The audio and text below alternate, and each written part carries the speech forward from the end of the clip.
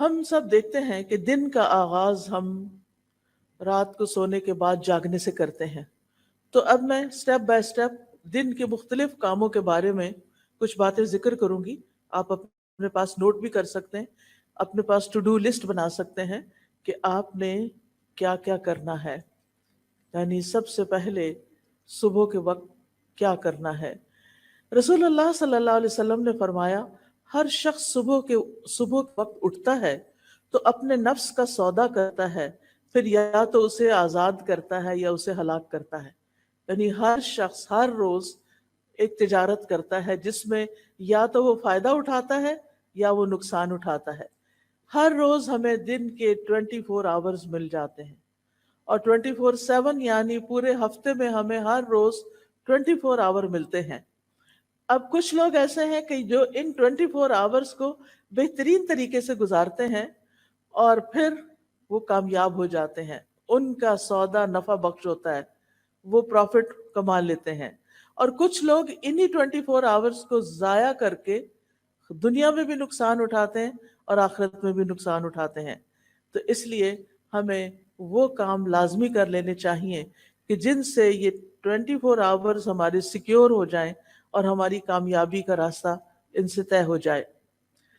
سب سے پہلی چیز جو آنکھ کھلتے ہی ہمیں کرنی چاہیے وہ ہے صبح کی دعا، جس کا آغاز ہوتا ہے الحمدللہ سے. الحمدللہ الذی احیانا بعدما اماتنا والیہ النشور. سب تعریفیں اس اللہ کے لیے ہیں جس نے ہمیں مرنے کے بعد زندہ کیا اور اسی کی طرف دوبارہ لوٹنا ہے. اب آپ دیکھیے کہ یہاں پر زندگی اور موت کی بات کی جا رہی ہے. آپ کو یہ تو معلوم ہی ہوگا کہ النوم اخو الموت، کہ نیند موت کی بہن ہوتی ہے. جس طرح نیند میں انسان کچھ دیکھتا نہیں، کچھ سنتا نہیں، اسی طرح موت کے بعد بھی انسان کا دیکھنا سننا ختم ہو جائے گا. اب آپ دیکھیے کہ انسان کی قرآن مجید سے ہمیں پتہ چلتا ہے کہ ہم جب رات کو سوتے ہیں تو ہماری ایک روح لے لی جاتی ہے. اسی وجہ سے وہ روح آپ دیکھیں کہ جہاں جہاں جاتی ہے، جو جو کچھ دیکھتی ہے، اس کا ایک کنیکشن انسان کے ساتھ بھی ہوتا ہے. تو اسی کی بنا پہ ہم خواب دیکھتے ہیں. اور بعض اوقات وہ انسان جو ہے وہ بہت ساری سفر طے کر رہا ہوتا ہے، جو لوگ دنیا سے گزر چکے ہیں ان سے جا کے مل رہا ہوتا ہے. تو یہ دراصل روحوں کی ملاقات ہوتی.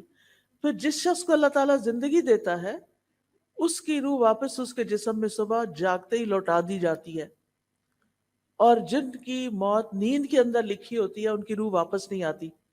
اسی لیے آپ نے ضرور یہ سنا ہوگا کہ فلاں شخص سویا تو پھر اٹھا ہی نہیں، کیونکہ اس کی وہ روح جس پر اس کی زندگی کا دار و مدار تھا وہ اس کو واپس نہیں دی گئی.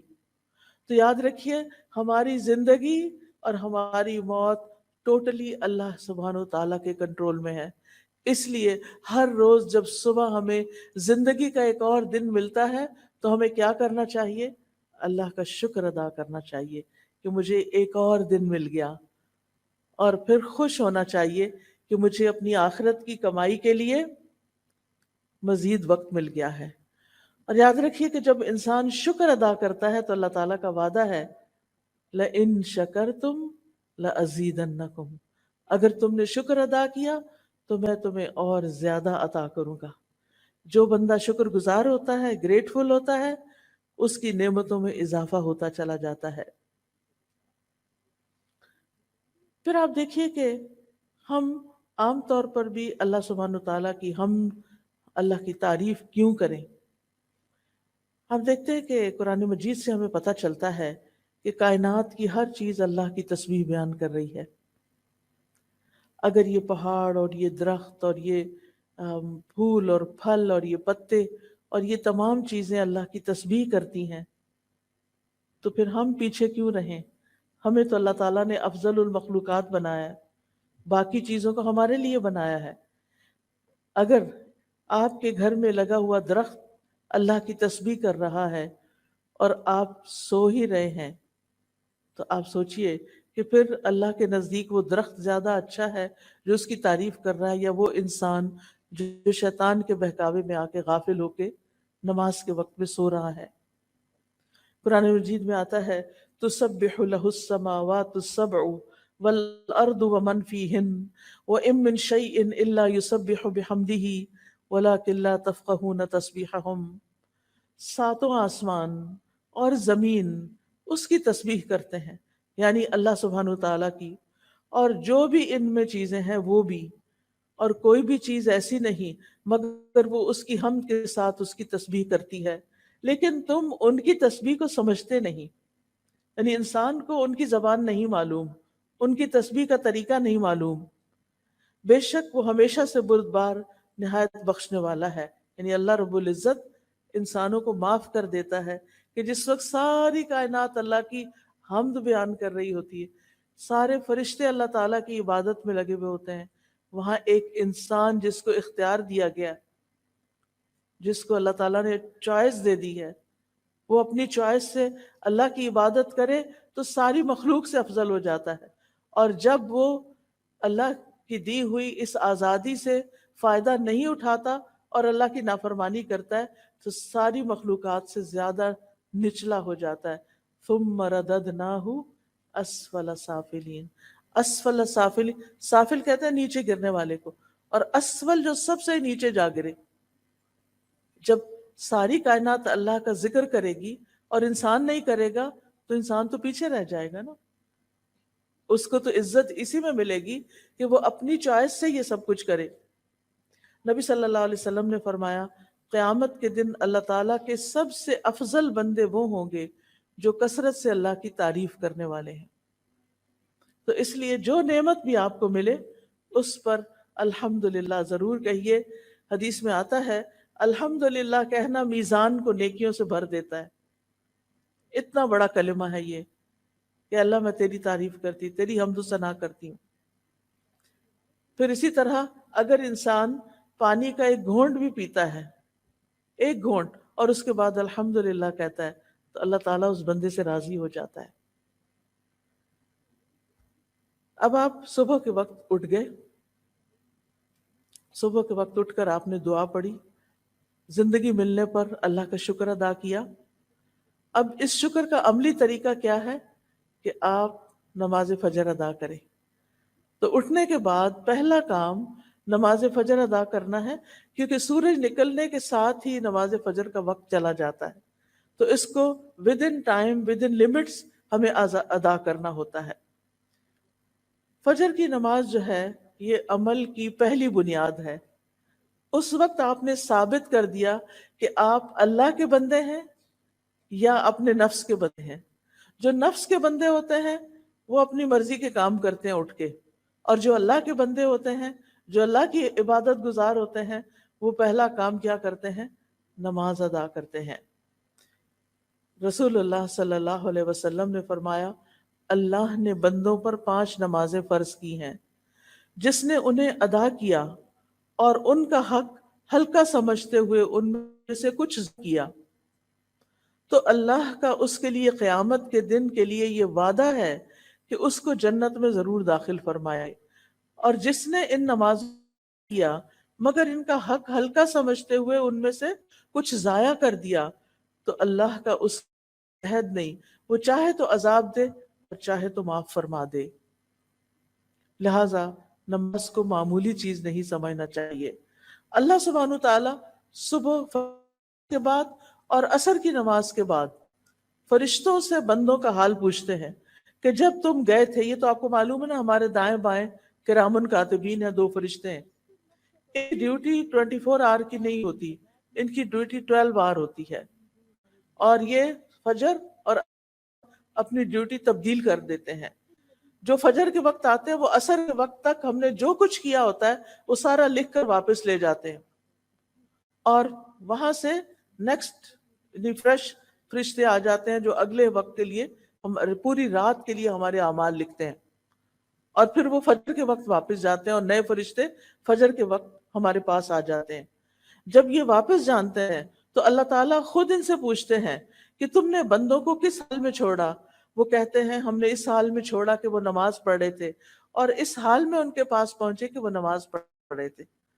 تو جو شخص فجر اور عصر کی نماز کا اہتمام کرتا ہے، اس کی ڈیلی رپورٹ اللہ سبحانہ و تعالیٰ کے پاس بہت بہترین جاتی ہے کہ وہ نماز پڑھ رہے تھے۔ پھر قیامت کے دن سب سے پہلا سوال بھی کس کے بارے میں ہوگا؟ نماز کے بارے میں۔ اگر نماز درست ہوئی تو ساری چیزیں ٹھیک ہو جائیں گی، اور اگر نماز درست نہیں تو سارے اعمال میں بگاڑ آ جائے گا۔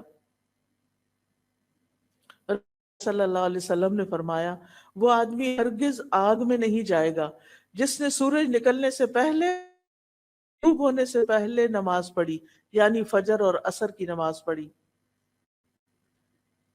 اور نماز پڑھنے سے اللہ تعالیٰ بندے کے رزق کا وعدہ بھی کرتے ہیں۔ فرمایا وَأْمُرْ أَهْلَكَ بِالصَّلَاةِ وَاصْطَبِرْ عَلَيْهَا لَا نَسْأَلُكَ رِزْقًا نَحْنُ نَرْزُقُكَ، اور اپنے گھر والوں کو نماز کا حکم دیجئے اور اس پر خوب پاک کار بند رہیے۔ ہم تم سے کسی رزق کا مطالبہ نہیں کرتے، ہم ہی تمہیں رزق دیں گے۔ تو اس سے یہ پتہ چلتا ہے کہ جو شخص اپنی عبادت صحیح طور پر کرتا ہے، اللہ سبحانہ وتعالیٰ اس کو تنہا نہیں چھوڑتا۔ نماز سے انسان کے گھر میں برکت آتی ہے، اس لیے خود بھی نماز ادا کرنی چاہیے اور گھر والوں کو بھی اس کا حکم دینا چاہیے۔ فجر کی سنتوں کو کبھی نہ چھوڑیں۔ صلی اللہ علیہ وسلم نے فرمایا، فجر سے پہلے کی 2 رکعتیں دنیا اور جو کچھ اس میں ہے اس سے بہتر ہے۔ فجر کی سنتیں بہتر کس سے؟ پوری دنیا سے۔ اگر آپ کو پوری دنیا میں مل جائے تو بھی وہ کم ہے بنسبت اس کے کہ آپ 2 رکعت نماز سنت ادا کریں، اور اگر سنت کا اتنا بڑا اجر ہے تو پھر فرض کا کیا ہوگا؟ یاد رکھیے، فجر کے وقت سنت ہے، فجر کے وقت سونا درست نہیں۔ نبی صلی اللہ علیہ وسلم نے فرمایا، ایک آدمی جو رات سے لے کر صبح تک سوتا رہا، آپ اس کے بارے میں فرمایا یہ وہ شخص ہے جس کے کان میں شیطان نے پیشاب کر دیا تھا۔ شیطان بھی ہم نے نہیں دیکھا اور اس کا پیشاب بھی نہیں دیکھا، لیکن نبی صلی اللہ علیہ وسلم نے فرمایا ہے تو بات درست، کیونکہ آپ صادق اور امین تھے۔ یہ بات تو ہم سب جانتے ہیں، سبھی مانتے ہیں۔ مراد اس سے یہ ہے کہ اس شخص کے اوپر خوب نحوست طاری ہوگی، اسی لیے آپ لیٹ اٹھتے ہیں، نماز نہیں ادا کرتے، اللہ کا ذکر نہیں کرتے، آپ کی طبیعت سارا دن بوجھل رہتی ہے۔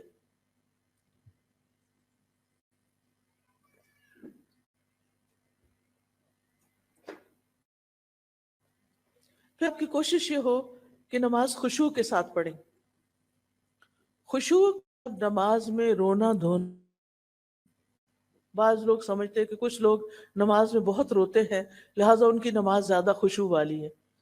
ایسا نہیں، رونا خشوع نہیں ہوتا، بلکہ دل کا متوجہ ہونا اور اعضاء کا پرسکون ہونا، اس کو خشوع کہتے ہیں۔ اگر ہو سکے تو یہ ڈور کھول دیں کہ تھوڑا سٹفی ہو رہا ہے تاکہ فریش ایئر اندر آتی رہے۔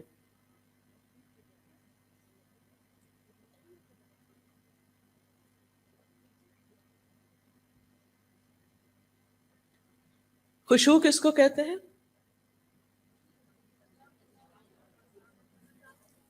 جی ہاں، دل کا متوجہ ہونا اور اعضاء کا پرسکون ہونا، یعنی نماز میں ہمیں ہلنا نہیں چاہیے، دائیں بائیں نہیں ہونا چاہیے، ایسے بھی جھوم جھوم کے بھی نماز نہیں پڑھنی چاہیے۔ نماز میں سٹل، بالکل ساکت کھڑے ہونا چاہیے، کہ اگر کوئی پرندہ بھی آ کے بیٹھ جائے تو وہ بیٹھا رہے کہ یہ شخص شاید یہ کوئی پول ہے یا کچھ اور ہے۔ اور اس بات کا خیال رکھنا کہ میں اللہ کے سامنے کھڑی ہوں، اس سے خشوع آتا ہے۔ بہت سے لوگ یہ کوشچن کرتے ہیں نماز میں کیسے جائیں؟ بس یہ سوچ لیں نماز پڑھنے سے پہلے کہ میں اللہ سبحانہ و تعالیٰ کے سامنے کھڑی ہوں، پھر اپنے رب سے سرگوشیاں کریں، چپکے چپکے باتیں کریں، یعنی نماز کے الفاظ ادا کریں۔ خشوع کے بغیر نماز ایسے ہی ہے جیسے روح کے بغیر جسم. خشوع نماز کی روح ہے. اور کامیاب ہونے والے مومنوں کی صفت یہ ہے قد افلح المؤمنون الذین هم فی صلاتهم خاشعون. یقیناً فلاح پا گئے وہ مومن جو اپنی نمازوں میں خشوع اختیار کرتے ہیں. رسول اللہ صلی اللہ علیہ وسلم نے فرمایا جب کوئی شخص نماز پڑھتا ہے تو وہ اپنے رب تبارک و تعالیٰ سے سرگوشی کرتا ہے. چنانچہ اسے معلوم ہونا چاہیے کہ وہ اپنے رب سے کیا سرگوشی کر رہا ہے.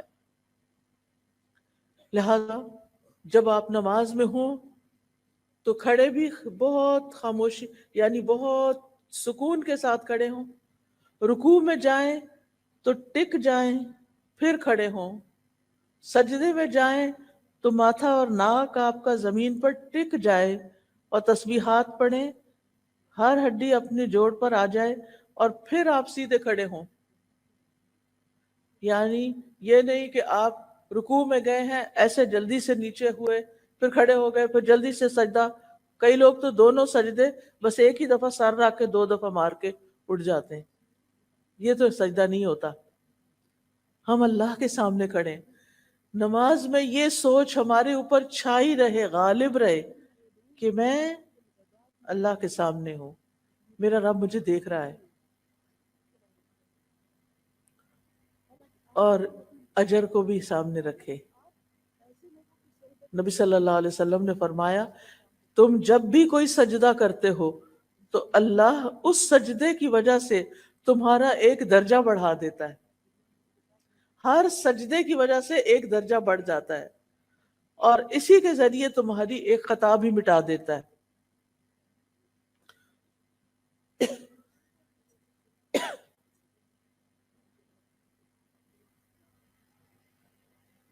تو یاد رہے گی یہ بات. سجدے سے کیا ملے گا؟ سجدے سے کیا ملے گا؟ ایک درجہ بلندی. یعنی پہلے جنت میں جہاں مقام تھا اس سے اوپر ہو گئے, اوپر اوپر اوپر. اور کیا ملتا ہے؟ ایک خطا مٹ جاتی ہے, ایک غلطی صاف ہو جاتی.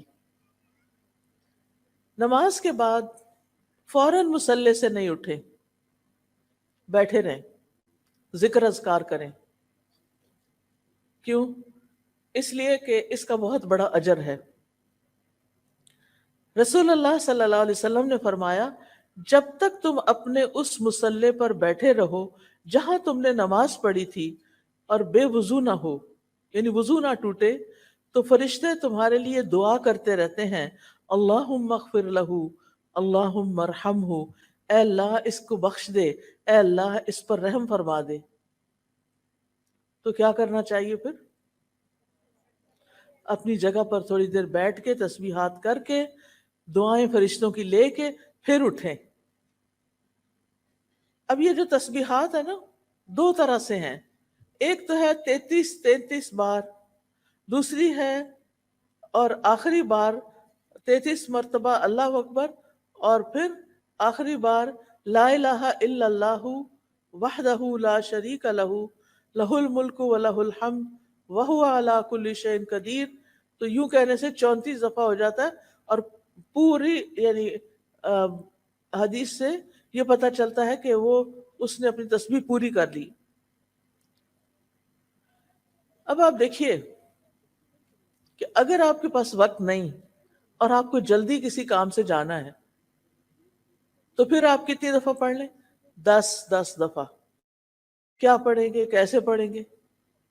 سبحان اللہ سبحان اللہ 2 دفعہ چھوٹی انگلی کو پریس کریں گے, یا چھوٹی انگلی جو ہے وہ آپ کے انگوٹھے کے ساتھ لگے گی, ٹھیک ہے, تو آپ کو نمبر یاد رہے گا سبحان اللہ سبحان اللہ سبحان اللہ سبحان اللہ سبحان اللہ سبحان اللہ سبحان اللہ سبحان اللہ, اور پھر سبحان اللہ پورے 10 ہو گئے.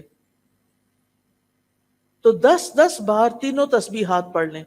10 بار سبحان اللہ, 10 بار الحمدللہ, اور 10 بار اللہ اکبر. اس کے بارے میں آپ صلی اللہ علیہ وسلم نے فرمایا دو خصلتیں یا دو عادتیں ایسی ہیں کہ اگر کوئی مسلمان بندہ ان کی پابندی کر لے تو جنت میں داخل ہوگا، اور وہ بہت آسان ہے، مگر ان پر عمل کرنے والے بہت کم ہیں۔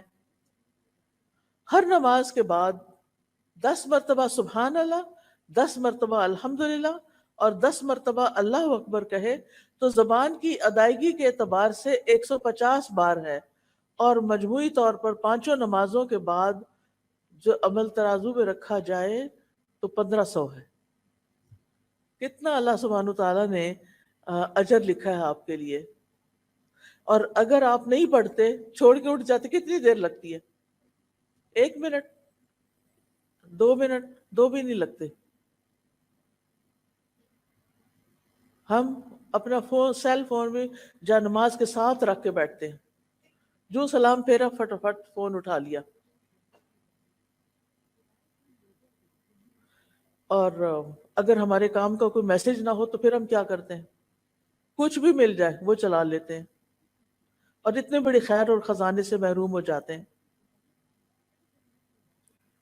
پھر ایک اور بات یہ ہے کہ اگر انگلیوں پہ تسبیح کریں گے تو زیادہ ثواب ہوگا، انگلیاں گواہ بن جائیں گی، لہذا خوبصورتی کے ساتھ انگلیوں کو استعمال کرنا ہے، جیسے سبحان اللہ سبحان اللہ سبحان اللہ سبحان اللہ، الحمدللہ الحمدللہ، اللہ اکبر، یعنی اس طرح بھی آپ کر سکتے ہیں۔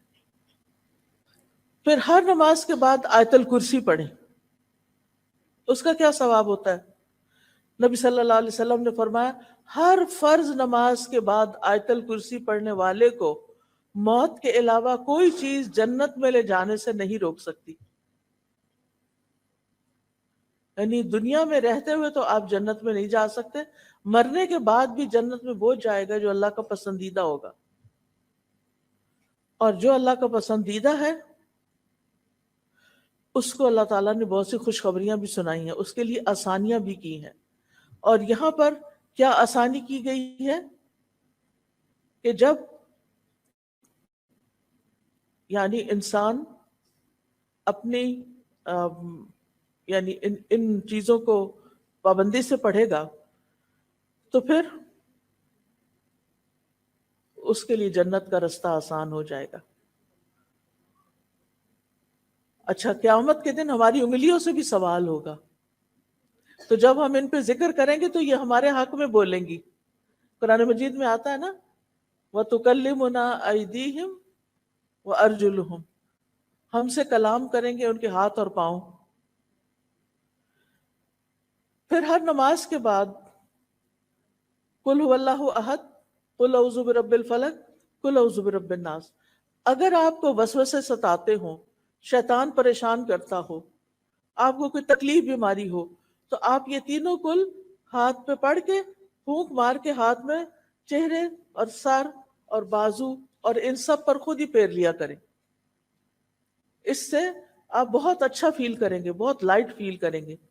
اگر آپ کو کوئی تھکاوٹ ہوئی بھی ہے، آپ کو کوئی بیماری ہے، کچھ بھی ہے، تو آپ اس کو اپنا معمول بنا لیں۔ پھر صبح کے اذکار پوری توجہ کے ساتھ کریں۔ اللہ سبحانہ تعالیٰ قرآن مجید میں فرماتے ہیں یا ایھا الذین آمنوا اذکروا اللہ ذکرا کثیرا وسبحوہ بکرۃ واصیلا، اے ایمان والو اللہ کو کثرت سے یاد کیا کرو۔ یہ کون کہہ رہا ہے کہ اللہ کو زیادہ یاد کیا کرو؟ کون کہہ رہا ہے؟ اللہ سبحانہ تعالیٰ۔ یس، ماشاءاللہ، بہت دھیان سے سن رہے ہیں، اسی لیے جواب دے رہے ہیں۔ اللہ سبحانہ تعالیٰ سن رہا ہے۔ اللہ تعالیٰ فرما رہا ہے کہ اے ایمان والو اذکر اللہ ذکرا کثیرا، اللہ کو بہت زیادہ یاد کیا کرو، اور صبح و شام اس کی تسبیح بیان کیا کرو۔ تو صبح و شام سبحان اللہ و بحمدہ پڑھنے والا، جو پوری تسبیح ہے 100 دفعہ پڑھنا چاہیے، پڑھنے والا جو ہے اس کے سارے گناہ معاف ہو جاتے ہیں۔ اور تسبیح جو ہے یہ ڈپریشن کا علاج بھی ہے، انسان کے دل کا غم، دکھ، پریشانی بھی ختم ہوتی ہے اس سے۔ پھر اسی طرح آپ نے فرمایا جو شخص یہ تسبیح پڑھتا ہے سبحان اللہ و بحمدہ، قیامت کے دن اس سے زیادہ افضل کوئی بھی نہیں لائے گا. قیامت کے دن اس سے زیادہ افضل عمل کسی کا بھی نہیں ہوگا، اور سوائے اس کے جس نے اس کے برابر یہ اس سے زیادہ پڑھا ہو. پھر اسی طرح اگر ہو سکے، جیسے بزرگ خواتین ہوتی ہیں تو وہ فجر کی نماز سے سورج طلوع ہونے تک بیٹھے رہے مصلی پر.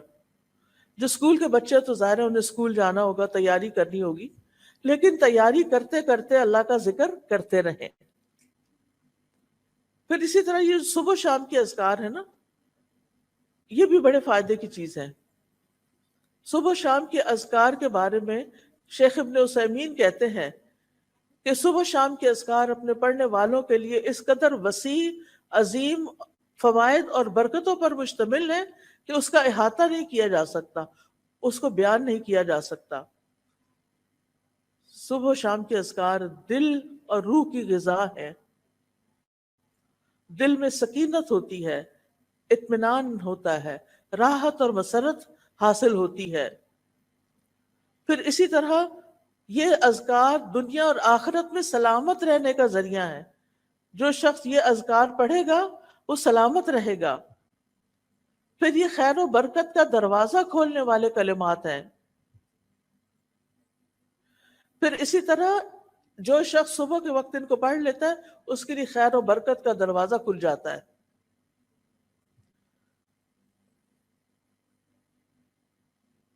پھر اسی طرح انسان شر کے واقع ہونے سے پہلے اور واقع ہونے کے بعد اسے ہٹانے کا ذریعہ بھی بنائے، یعنی ذکر کو. پھر آپ دیکھیے کہ ذکر کرتے ہوئے انسان اللہ کی نعمتوں کو یاد کرتا ہے، اس کی مہربانی کو یاد کرتا ہے، اللہ کے سامنے اپنے عجز و انکساری کا اظہار کرتا ہے. اور پھر یہ ذکر جو ہے یہ انسان کے لیے دشمن کے مقابلے میں جیسے زرہ ہوتی ہے نا، ویسے ہی ہے.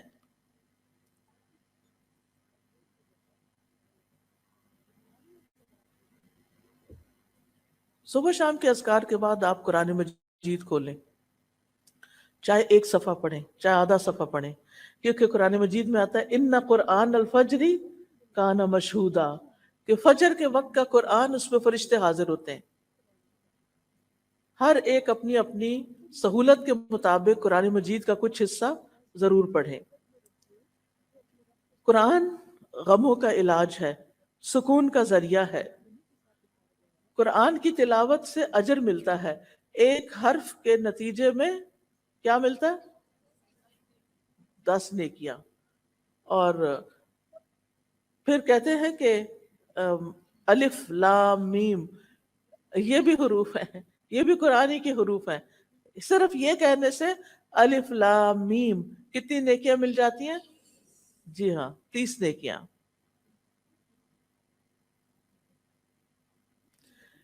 پھر آپ دیکھیں کہ جن گھروں میں قرآن پڑھا جاتا ہے وہ گھر اپنے رہنے والوں کے لیے کھلا ہو جاتا ہے، اس میں فرشتے حاضر ہوتے ہیں، شیاطین اس گھر کو چھوڑ دیتے ہیں، اس کی خیر و برکت بڑھ جاتی ہے. پھر اسی طرح اگر وقت ہو تو اسکول جانے سے پہلے آپ تھوڑا سا ترجمے سے قرآن ضرور پڑھ لیں. آپ کو معلوم ہے کہ میں نے اسلامک یعنی دینی تعلیم جو ہے باقاعدہ کسی مدرسے میں داخل ہو کر نہیں لی، لیکن ان کے مدرسوں میں جو کتابیں پڑھائی جاتی ہیں ان میں سے بہت سی کتابیں میں نے اپنے والد سے پڑھی. اور ہمارا یہ پڑھنے کا سٹڈی ٹائم کون سا ہوتا تھا؟ فجر کی نماز کے بعد.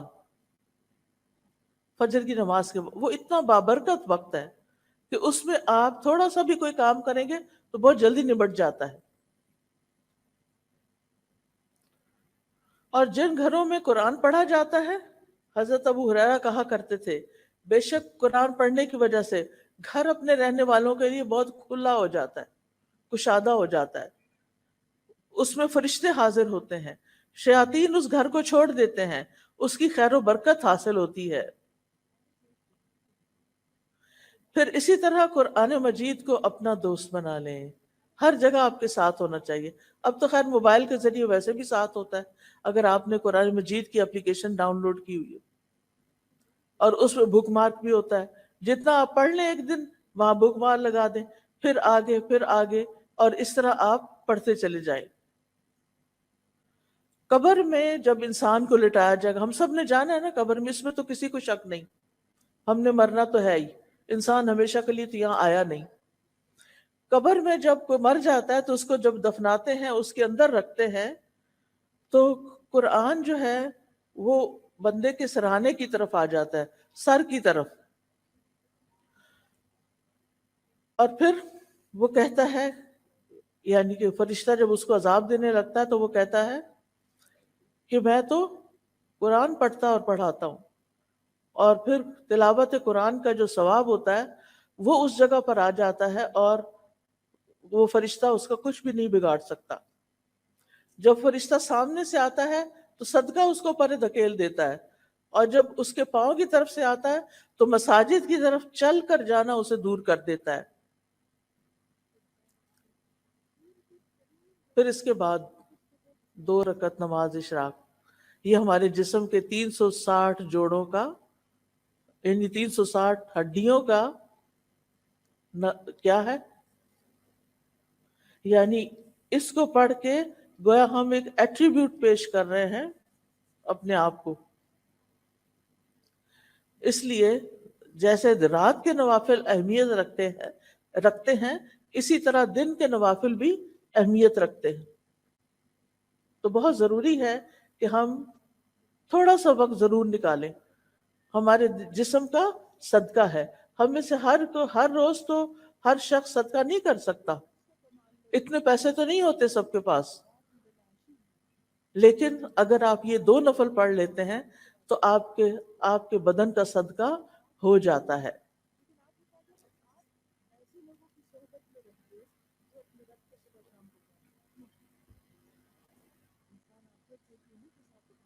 پھر اس کے بعد یہ کہ ہم میں سے ہر ایک کو، چاہے وہ اسکول میں جاتا ہے یا نہیں، زندگی کے ہر موڑ پر کیا کرنا چاہیے؟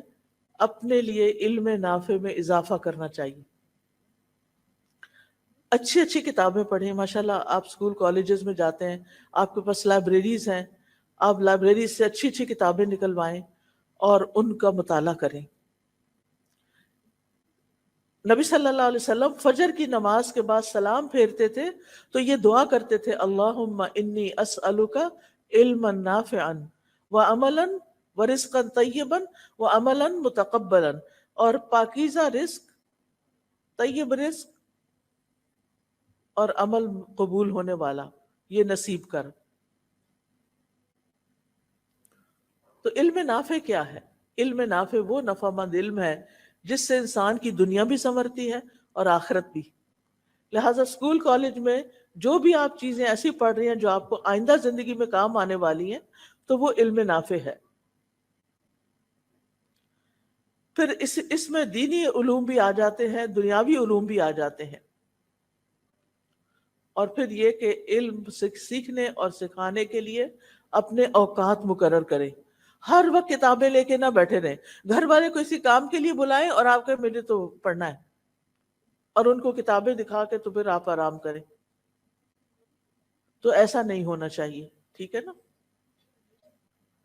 پھر ناشتے کی باری آتی ہے، ناشتہ ضرور کریں، اگرچہ کھجور ہی کھائیں۔ بہت سے بچے اسکول میں بھوکے چل پڑتے ہیں اور پھر کینٹین پہ آ کر جیسی تیسی چیزیں کھا لیتے ہیں، بس پیٹ بھر لیتے ہیں۔ پھر آپ دیکھیے کہ اگر آپ گھر سے ناشتہ کر کے چلیں گے، اور خاص طور پہ لڑکیوں کو کیلشیم کی بہت ضرورت ہوتی، اگر آپ 1 کپ دودھ اور 2 کھجوریں بھی کھا کے گھر سے آ جائیں تو آپ کے لیے دوپہر تک آپ کا گزارا ہو سکتا ہے، کام چل سکتا ہے۔ لیکن اس سے جو دونوں چیزوں سے آپ کو انرجی ملے گی، آپ کی قوت میں اور زیادہ اضافہ ہوگا۔ نبی صلی اللہ علیہ وسلم نے فرمایا، دودھ کے علاوہ کوئی چیز ایسی نہیں جو کھانے اور پینے دونوں سے کفایت کرے، یعنی دودھ کو کھا بھی سکتے اور پی بھی سکتے۔ آپ نے دیکھا ہوگا نا کہ وہ جم جاتا ہے، بازو کا دودھ دہی بن جاتا ہے، تو اس کو کھا لے اور دودھ کو پی لے۔ پھر آپ دیکھیے کہ کھانے سے پہلے کیا کریں. کوئی بتائے گا؟ آپ میں سے کوئی بتائے گا؟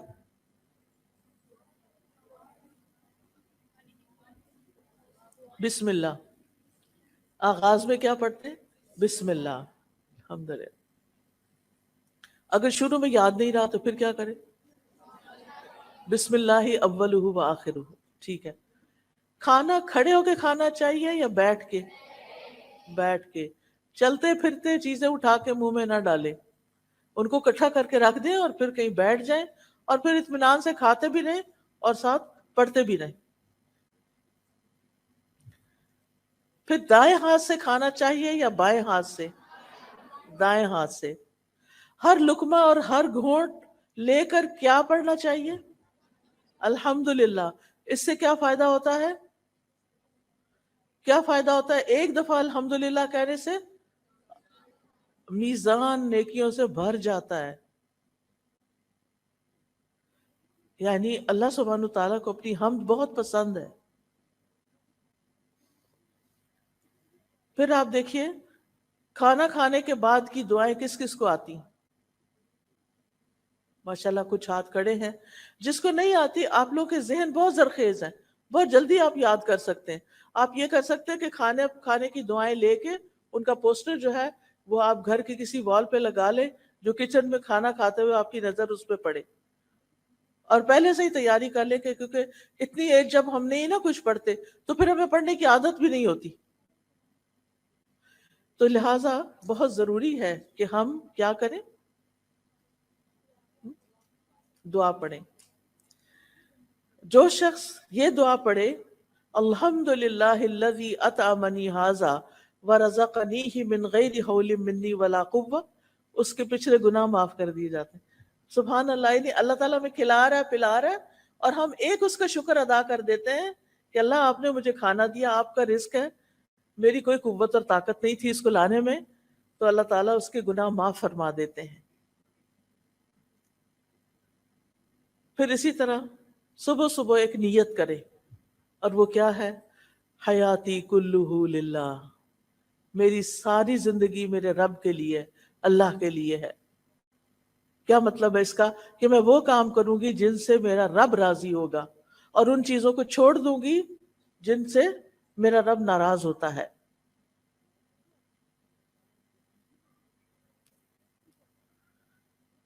اللہ سبحانہ تعالیٰ کی پسند کے کام کون کون سے ہیں؟ کوئی بتائے گا مجھے؟ اللہ تعالیٰ کن کاموں کو پسند کرتا ہے؟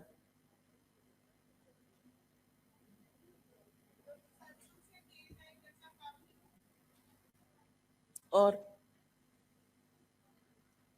ہمیں تو ٹپس پہ پتا ہونا چاہیے، 1 2 3 4 5، جلدی جلدی جلدی. ہم؟ ٹھیک ہے. شاباش. ٹھیک ہے. بالکل. اور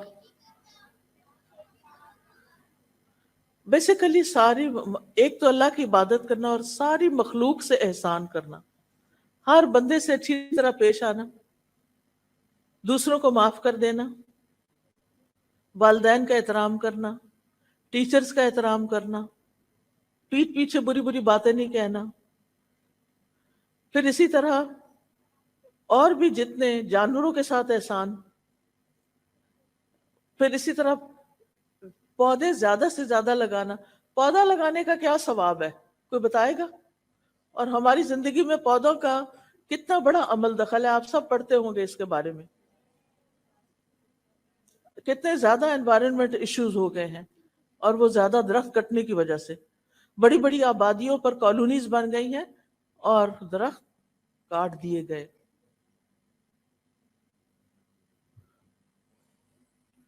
تو اللہ سبحانہ تعالیٰ کے لیے ہم اپنی زندگی کو خالص کریں کہ اللہ میری زندگی آپ کے لیے، اور پھر ہم ایمان کے ساتھ خوبصورت بنیں. یعنی بہت سے لوگ صرف میک اپ سے خوبصورت بننا چاہتے ہیں. ہمیں ایمان کے ساتھ، ایمان ہوتا ہے دل میں، اور جو دل میں ہوتا ہے وہ چہرے پہ آتا ہے. اگر ایمان دل کے اندر خوبصورت ہے نا تو ہو ہی نہیں سکتا کہ چہرہ اس کو ریفلیکٹ نہ کرے. پھر اسی طرح قلبی طہارت کے ساتھ ساتھ روح کی غذا اب تک آپ دے رہے تھے اس کو، اب جسمانی طہارت کا بھی خیال کریں۔ پاک صاف رہنے والوں کے بارے میں ہمارا دین ہمیں کیا سکھاتا ہے؟ شاباش، ان اللہ یحب التوابین ویحب المتطہرین، بے شک اللہ توبہ کرنے والوں سے محبت کرتا ہے اور پاک صاف رہنے والوں سے۔ اللہ سبحانہ تعالیٰ پاک صاف رہنے والوں سے محبت کرتا ہے۔ کس کو نہیں چاہیے اللہ کی محبت؟ ہمیں سے ہر شخص کو چاہیے ہوتی ہے۔ لہٰذا اللہ کی محبت ان لوگوں کے لیے ہے جو پاکیزگی کا اہتمام کریں گے۔ پھر آپ دیکھیے کہ طہارت میں جسم، ناخن، بدن، سکن، بال، ان سب کی طہارت کا خیال کرنا چاہیے۔ مسواک کرنا، مسواک کرنے کے کیا فائدے ہیں؟ آپ میں سے کوئی بتائے گا؟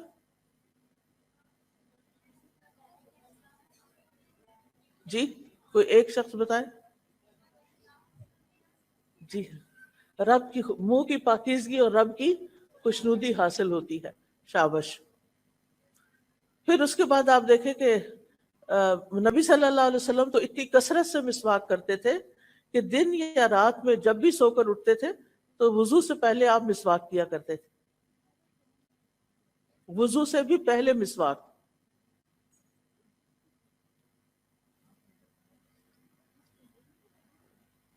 پھر وضو کے بعد کی دعا، اس کے پڑھنے کا کیا ثواب ہے؟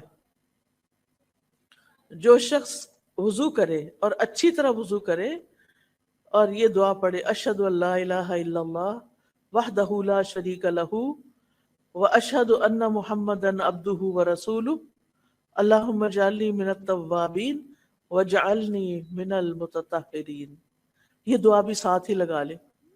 ایک قرآنی دعا ہے اور ایک مسنون دعا ہے۔ وضو کے بعد اگر آپ اس کو پڑھیں گے تو نبی صلی اللہ علیہ وسلم نے فرمایا اس شخص کے لیے جنت کے 8 دروازے کھول دیے جائیں گے۔ کتنی مختصر سی دعا ہے اور کتنا اچھا اکرام ہوگا۔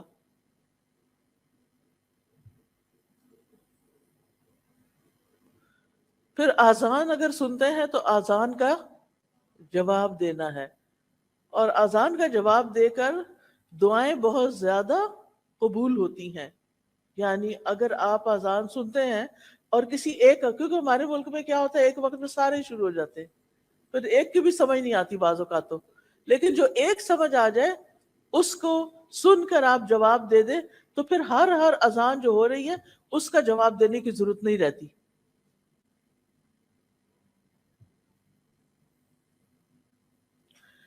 پھر اسی طرح آپ دیکھیں کہ اپنے رب کے ساتھ اپنا توکل جو ہے وہ مضبوط کریں، رب پر بھروسہ کریں۔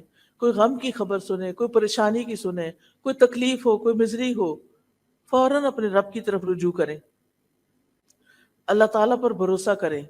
رب المشرق والمغرب لا الہ الا ہو فاتخذہ وکیلا، مشرق و مغرب کا رب، اس کے سوا کوئی معبود نہیں، اس کو اپنا کارساز بنا لو، اس کو اپنا مددگار بناؤ۔ پھر اپنے اندر توکل پیدا کریں۔ نبی صلی اللہ علیہ وسلم نے فرمایا اگر تم اللہ پر ویسا توکل کرو جیسا کہ اس کے کرنے کا حق ہے، یعنی پوری طرح توکل کر لو، تو وہ تمہیں اسی طرح روزی دے گا جس طرح وہ پرندوں کو دیتا ہے۔ صبح کو وہ بھوکے پیٹ اٹھتے ہیں اور شام کو پیٹ بھر کے جاتے ہیں، یعنی اللہ سبحانہ تعالیٰ انہیں ہر نعمت عطا کر دیتا ہے۔ پھر اسی طرح ہر طرح کے حالات میں پر امید رہیں، ہر طرح کے حالات میں پر امید رہنا، مایوس نہیں ہونا۔ مایوسی کیا ہوتی ہے؟ جی جی ہاں، تو مشکل معاملہ بھی آ جائے تو آپ یہ سمجھیں کہ اللہ تعالیٰ کے بس میں ہے اس کو حل کرنا۔ پھر اپنا کام کاج شروع کریں، چاہے گھر میں کچن میں کام کرنا ہے یا کوئی اور کام کرنا ہے، ساتھ ساتھ غور و فکر جاری رکھے۔ اور اس سلسلے میں خصوصی طور پر قرآن مجید کو نہیں بھولیں۔ قرآن مجید کے بارے میں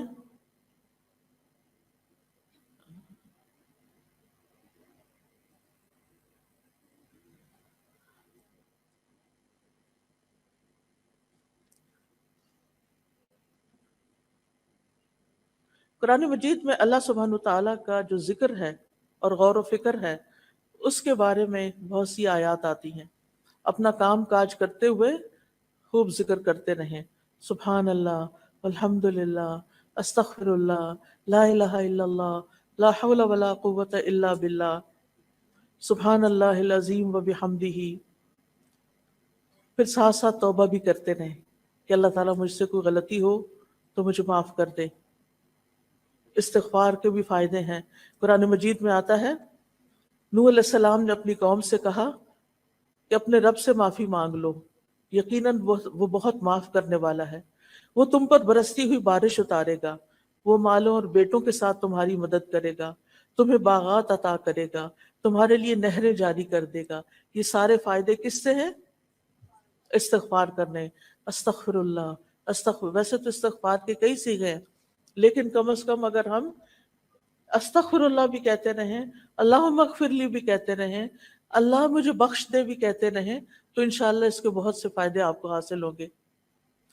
پھر ایک اور بات یہ کہ وقت کا بہتر سے بہتر استعمال کریں. جو آپ کے پڑھنے کے، اگر آپ اسکول کالج جاتے ہیں، کوئی کلاس نہیں چھوڑیں، اپنے ٹیچرز کی رسپیکٹ کریں، جو وہ کہتے ہیں وہ کر لیں. بعض ٹیچر ذرا سخت ہوتے ہیں، مائنڈ نہ کریں، ان کی سختی زندگی میں آپ کو بہت فائدہ دے جائے گی. اپنے سارے دن کو پروڈکٹیو بنائیں. پروڈکٹیو ڈے کیسے گزرتا ہے؟ پورے دن میں جو کام آپ نے کرنے ہیں ان کی لسٹ بنا لیں، اور پھر اپنے آپ سے پوچھیں یہ میں نے کیوں کرنا ہے. بے سوچے سمجھے کاموں میں ہاتھ نہ ڈالیں، پلان کر کے کام کریں. اور جو کام ایسے ہی فضول میں ہو جاتے ہیں ان کی بھی لسٹ بنا لیں، ان پہ غور کریں کہ کیا واقعی اس کی ضرورت ہے. اور جن کاموں سے آپ کو نقصان ہوا، کوئی جھگڑا فساد ہوا یا کوئی اور غلط چیز ہو گئی، اس کی بھی لسٹ بنا لیں. اب ان میں سے 3 طرح کے کام ہو گئے نا. ایک ہے با مقصد، ایک ہے بے مقصد، اور ایک ہے نقصان دہ. نقصان دہ کاموں پہ تو کراس لگا دیں، جیسے غیبت ہے، چغلی ہے، کسی کے ساتھ لڑائی جھگڑا ہے، فتنہ فساد، ان کے تو قریب بھی نہیں جانا. بے مقصد باتوں کو بھی چھوڑ دیں. قرآن مجید میں آتا ہے کہ کامیاب لوگ کون ہیں؟ جو لغو سے، لہو سے پرہیز کرتے ہیں. قد افلح المؤمنون الذین هم فی صلاتهم خاشعون والذین هم عن اللغو معرضون. وہ جو لغو سے اعراض برتتے ہیں، لغو کو چھوڑ دیتے ہیں. پھر اسی طرح جو بھی کوئی کام کرنا ہو، اس کا ایک اینڈ ٹائم ضرور رکھیں کہ اتنے بجے تک مجھے یہ کام مکمل کر لینا ہے. جیسے ہوم ورک کرنا ہے آپ کو، تو اپنا اسکیجول اس طرح کا بنائیں کہ مثلا مجھے شام کے 6 بجے تک اپنا ہوم ورک پورا کر لینا ہے. پھر اسی طرح بعض کام ہمیں مشکل لگتے ہیں، اس کے لیے روٹین بنائیں. یہ نہیں کہ کبھی کوئی کام شروع کر لیا، کبھی کوئی کر لیا. صبح سے شام تک آپ کا روزانہ کا ایک ٹائم ٹیبل ایسا ہونا چاہیے کہ آپ کچھ دنوں میں آٹو پہ آ جائیں. اس میں آپ کو بہت سہولت ہو جائے گی. آپ نے جتنے ٹارگٹ سیٹ کیے ہوں گے، جو بھی آپ کے بامقصد کام ہوں گے، ایک تو تھے نا نقصان دہ، ایک بے مقصد اور ایک بامقصد. تو جو بامقصد کام ہے ان کی آپ کے سامنے لسٹ ہوگی، لہٰذا وہ آپ ان کی روٹین بنا لیں، ان کی عادات پختہ کر لیں کہ یہ چیزیں مجھے اپنی زندگی میں لازماً لے کر آنی ہے. پھر کچھ چیزیں ہمارے نفس پہ بڑی بھاری ہوتی ہیں، تو اپنے نفس کا تزکیہ بھی کرتے رہیں. یعنی اپنے اندر کی صفائی کرنا بے حد ضروری ہوتا ہے. آپ دیکھیں کہ ہم اگر ظاہر میں بھی اگر نہائے نہ اور میلے کپڑے پہن کر ان کے اوپر پرفیوم چھڑک لیں تو کیا ہوگا؟ کسی کو خوشبو نہیں آئے گی. لہٰذا بہت ضروری ہے کہ ہم اگر خوشبو لگانی ہے تو پہلے نہائیں. تزکیہ جو ہے یہ عربی کا لفظ ہے جس کے 2 کمپوننٹس ہوتے ہیں، ایک تخلیہ اور ایک تحلیہ. تخلیہ خا کے ساتھ ہے، تحلیہ ہا کے ساتھ ہے. تخلیہ کہتے ہیں خالی کرنا، یعنی اپنے اندر سے وہ چیزیں نکال کے اس کو خالی کر لے جو آپ کو پنچ کر رہی ہیں، تکلیف دے رہی ہیں، بادر کر رہی ہیں، جو آپ کی بے چینی کا سبب بنتی ہیں، اضطراب کا سبب بنتی ہیں، ان سب کو باہر نکالیں. بدگمانیاں، حسد، نفرت، بغض اور اس طرح کی ساری چیزیں. اور تحلیہ کہتے ہیں، حلیہ عربی میں کہتے ہیں زیور کو، آرنامنٹ. یعنی اپنے آپ کو کیا کریں؟ سجائیں. پھر اپنے اوپر خوبصورت چیزیں رکھیں بھی، پہنے بھی ان کو. یعنی اچھی عادات اپنائیں بھی. خراب عادتیں نکالتے جائیں زندگی سے اور اچھی عادتیں ڈالتے جائیں. صرف ظاہر میں نہیں بلکہ دل کے اندر بھی. اللہ تعالیٰ فرماتے ہیں وَلَٰكِنْ حَبَّبَ إِلَيْكُمُ الْإِيمَانَ وَزَيَّنَهُ فِي قُلُوبِكُمْ. اللہ نے تمہارے لیے ایمان کو محبوب بنا دیا اور اسے تمہارے دلوں میں سجا دیا.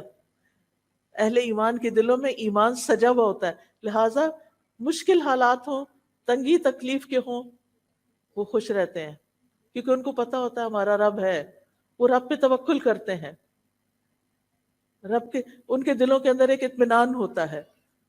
وہ کسی کے ساتھ خار نہیں رکھتے، کسی کے ساتھ دشمنی نہیں رکھتے، کسی کے ساتھ کوئی لڑائی نہیں رکھتے، جس کی وجہ سے ان کے دلوں کے اندر ایک عجب طرح کا سرور اور اطمینان اور خوشی ہوتی ہے.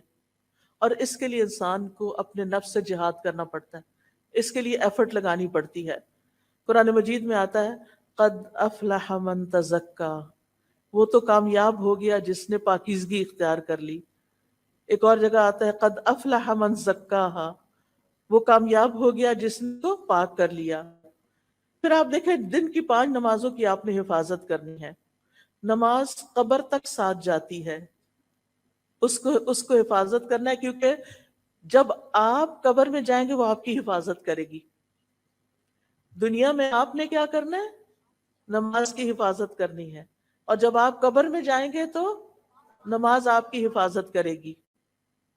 جب عذاب آنے لگتا ہے نا قبر میں تو نماز آ جاتی ہے، ایک طرف سر کی طرف قرآن آ جاتا ہے، ایک طرف نماز آ جاتی ہے، ایک طرف روزہ صدقہ خیرات پاؤں کی طرف آ جاتا ہے، اور بندے کو اپنی لپیٹ میں لے لیتے ہیں اور ہر طرح کے عذاب کو پیچھے دھکیل دیتے ہیں. پھر اسی طرح نماز صرف فرض نہ پڑھیں، سنت بھی پڑھا کریں. پھر آپ دیکھیے کہ ہر کام جو بھی آپ کام کر رہے ہیں نا دن بھر میں،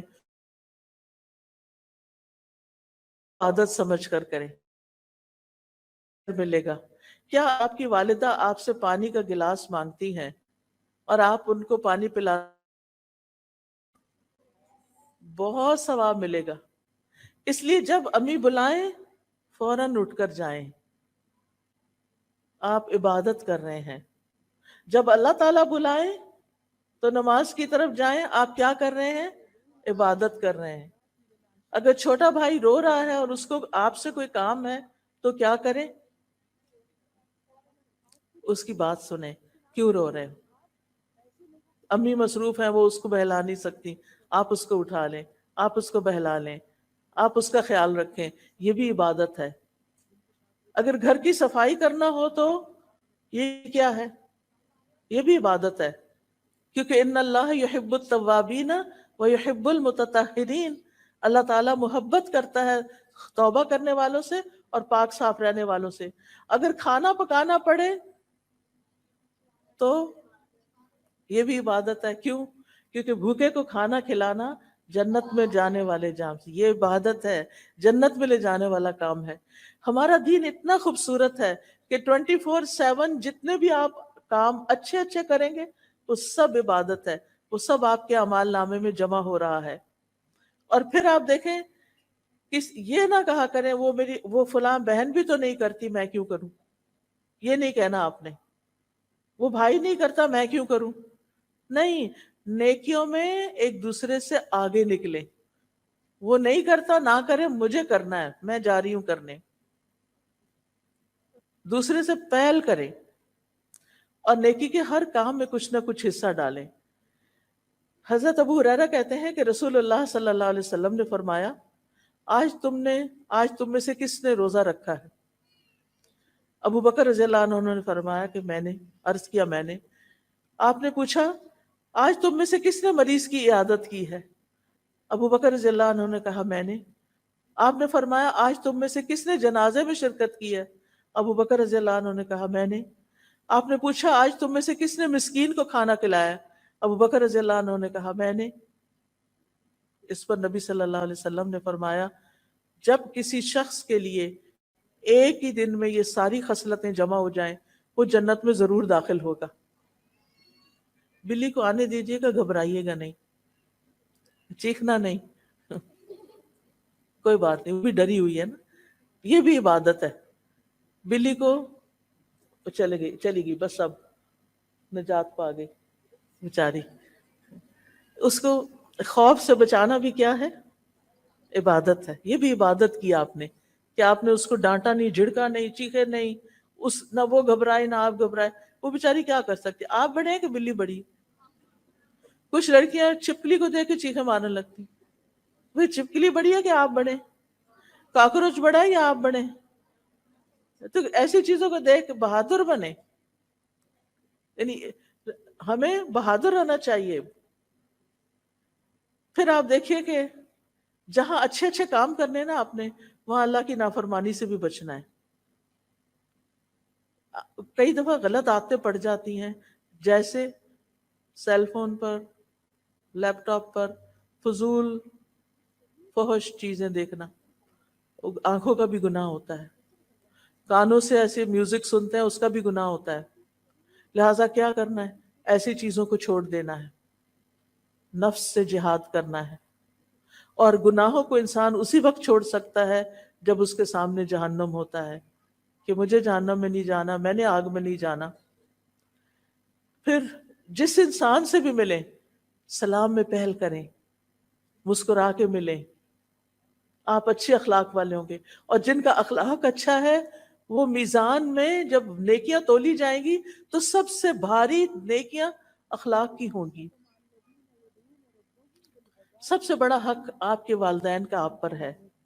والدین کو خوش کریں، ان کو حق کریں، ان کی پیشانی چومیں، ان کا ہاتھ پکڑ کے کس کریں۔ آج آپ سب نے گھر جا کر کیا کرنا ہے؟ اپنی امی کو حق کرنا ہے، جا کے السلام علیکم گلے ملے جا کے۔ آج میں ایک لیکچر سن کے آئی ہوں، یہ میری عبادت ہے، اور ان کو ناراض نہیں کرنا۔ اللہ کی عبادت کے بعد والدین کے ساتھ نیکی جو ہے وہ بہت بڑے نیکی کے کام۔ اللہ تعالیٰ کئی بار قرآن مجید میں اللہ کی عبادت کے بعد والدین کے ساتھ اچھے سلوک کا حکم دیتے ہیں۔ وہ انہوں نے سب سے زیادہ ہمارے لیے قربانیاں کی ہوتی ہیں۔ تکلیف اٹھا کے پیٹ میں رکھا، تکلیف اٹھا کے جنم دیا، تکلیف اٹھا کے دودھ پلایا، تکلیف اٹھا کے نیپیاں صاف کی، تکلیف اٹھا کے نہلایا دھلایا کھلایا پلایا، تکلیف اٹھا کے اسکول بھیجا، مشکل سے پیسے کمائے اور فیسیں دی۔ ان کے بہت احسان ہے ہم پر، اور ہم بڑے ہو کے کہتے ہیں آپ نے ہمارے لیے کیا کیا؟ کچھ نہیں کیا، سب کچھ انہوں نے ہی تو کیا ہے۔ اور کون کرتا ہے ہمارے لیے؟ جو ماں باپ کرتے ہیں۔ اور اگر وہ زندہ نہیں ہیں، دنیا سے جا چکے ہیں، ان کا آپ پر حق ہے کہ ان کو آپ روزانہ دعاؤں میں یاد رکھیں۔ ہر نماز کے اندر والدین کے لیے دعا کرنا نہ بھولیں۔ جو ربی جلنی پڑھتے ہیں تو وہ تو کہتے ہیں ربنا اغفر لی ولوالدی وللمؤمنین یوم یقوم الحساب۔ اس کے بعد یہ دعا بھی شامل کر لیں، رب ارحمہما کما ربیانی صغیرا۔ پھر آپ دیکھیں سارے انسانوں کے لیے خیر کا باعث بنے، بائسز ختم کر دیں، یہ فلاں ہے، یہ فلاں ہے، یہ ایسا ہے، یہ ویسا نہیں۔ ہمیں اپنی ذات سے ہر ایک کو فائدہ پہنچانا چاہیے۔ اگر کوئی اچھا نہیں بھی تو وہ اپنا خود ذمہ دار ہے اپنے عمل کا۔ ہمیں سب کے ساتھ اچھا سلوک کرنا چاہیے۔ پھر اگر کوئی مانگنے والا آپ سے کچھ مانگ لے تو کیا کرنا چاہیے؟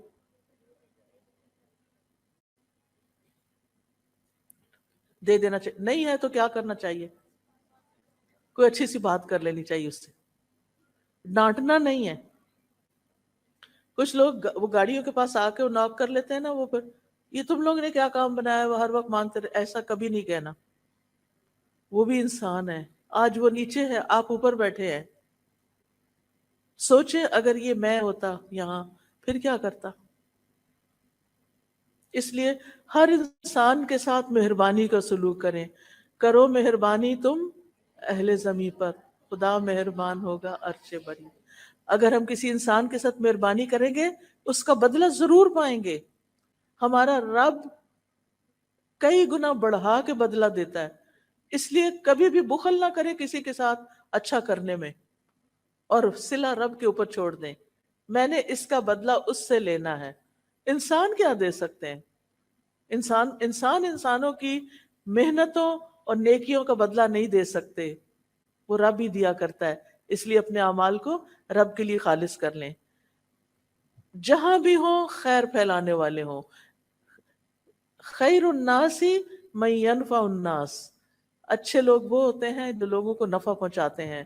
حضرت عیسیٰ علیہ السلام کے بارے میں آتا ہے وَجَعَلَنِي مُبَارَكًا أَيْنَمَا كُنْتُ، اللہ نے مجھے مبارک بنایا جہاں بھی میں ہوں. برکتیں ہی برکتیں. تو برکتیں کن لوگوں کی ہوتی ہیں؟ جو جہاں بیٹھتے ہیں لوگوں کو فائدہ پہنچاتے ہیں.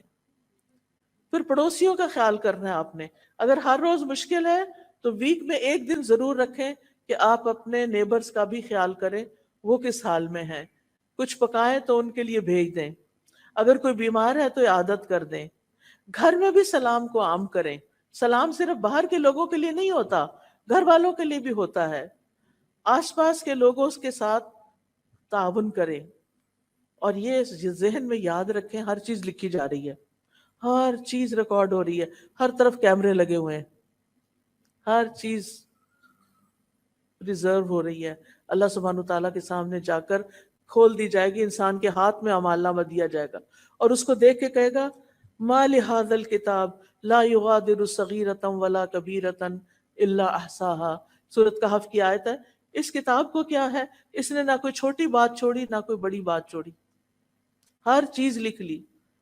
لہٰذا اپنی زبان کی بھی حفاظت کرنی ہے.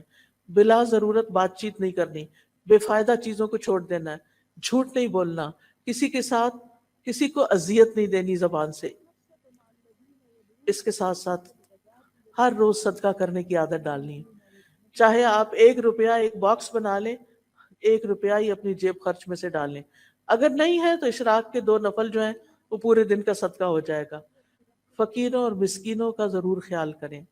کل ہی میں ایک جگہ پر گئی ہوئی تھی جہاں انہوں نے، فادیہ کاشف ہیں، انہوں نے جو جھگیوں میں رہنے والے بچے تھے ان کو وہاں سے نکال کر ان کے لیے اسکول بنایا، ان کے لیے مسجد بنائی، ان کے لیے پڑھائی کا انتظام کیا، ان کے لیے یونیفارم کا، ان کے کھانے پینے کا. ان کو اب وہ گھر بنا کر دے رہی ہیں. اب یہ ایک پروجیکٹ ان کا مکمل ہونے والا ہے تو ایک اور جگہ جا کر انہوں نے 150 بچے ایک اور جھگیوں سے انہوں نے اسی طرح کے اپنے پائپ لائن میں رکھے ہوئے ہیں کہ وہ ان کے لیے کچھ کریں گی. ایسے بھی لوگ ہوتے ہیں نا جن کو، کچھ لوگوں کو اللہ پیسہ دیتا ہے وہ صرف اپنی ذات پہ خرچ کرتے ہیں، اور کچھ لوگوں کو اللہ تعالیٰ مال دیتا ہے تو وہ معاشرے کے طبقہ جو پسے ہوئے طبقات ہیں ان کو اوپر اٹھانے کے لیے کرتے ہیں. تو اپنی چیزیں اور ایکسٹرا چیزیں فقراء کو تقسیم کر کے ان کو خوشی پہنچائیں. نبی صلی اللہ علیہ وسلم کو نے فرمایا مومن کو خوش کرنا، اس کا قرض ادا کرنا، اس کی ضرورت پوری کرنا، اس سے کسی مصیبت کو دور کرنا افضل ترین اعمال میں سے ہے. پھر اسی طرح غصہ نہیں کرنا، چھوٹی چھوٹی بات پہ ناراض نہیں ہونا، رشتہ داروں سے نہیں کاٹنا. نبی صلی اللہ علیہ وسلم فرمایا جو شخص یہ چاہتا ہے اس کی عمر لمبی ہو، اس کا رزق میں برکت ہو، وہ اپنے رشتہ داروں سے جوڑ کے رکھے. کس کا دل چاہتا ہے اس کی عمر لمبی ہو؟ ہم سب کا چاہتا ہے. کس کا دل چاہتا ہے اس کا مال زیادہ ہو؟ ہم سب کا چاہتا ہے. تو کیا کرنا ہے؟ اپنے رشتہ داروں سے، اور ابتدا کرنی ہے والدین سے، بہن بھائیوں سے، پھر خالہ ماموں چچا، ان کے بچے، ان سب سے اچھا سلوک کرنا ہے. عید ہو، ویکینڈز ہوں، خاص خاص موقع ہوں، ان کو گھر بلا لیں یا ان کے پاس چلے جائیں یا فون کر لیں یا میسج کر دیں، لیکن ان سے ان کا حال چال پوچھتے رہیں. پھر اسی طرح دوسروں کو معاف کرنے والے بنیں. فاصفح الصفح الجمیل، درگزر کرو خوبصورت طریقے سے درگزر کرنا.